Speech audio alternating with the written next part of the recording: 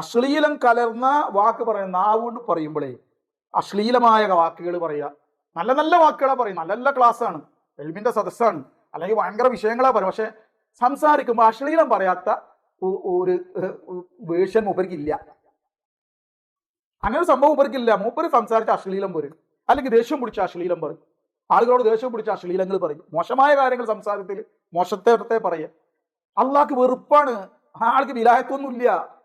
കാരണം അയാൾ നാവിൽ മറ്റേതാ വരുന്നത്. ഇത് ഞാൻ പറയണല്ലേ, ഇന്നോടും ദേഷ്യം പിടിക്കരുത്. അശ്ലീലം പറയണവരൊന്നും ഇന്നോട് ദേഷ്യം പിടിക്കണ്ട. അള്ളാഹു താല നമ്മളെല്ലാവരും കാത്തു രക്ഷിക്കട്ടെ, നമ്മളെല്ലാവരും സ്വഭാവം നന്നാക്കി തരട്ടെ. ഇത് മുത്തുനബി പറഞ്ഞതാ. മുത്തുനബി പറഞ്ഞ സത്യം, നിങ്ങൾ പറഞ്ഞത് കളവാ. നിങ്ങൾ ഞാരെ പേര് പറഞ്ഞിട്ട് ഏത് നിവേദ ഇന്ന ഔലിയാക്കൾ അങ്ങനെയായിരുന്നു, മറ്റേ ഔലിയപ്പാപ്പ എങ്ങനെയായിരുന്നു പറഞ്ഞാൽ ഞങ്ങൾ വിശ്വസിക്കൂല. ഞങ്ങൾക്ക് മുത്തുനബി പറയുന്ന അപ്പുറം ഞങ്ങൾക്ക് വേറെ ഒന്നും ഇല്ല. അള്ളാഹിന്റെ റസൂല് പറഞ്ഞതാണെന്ത്,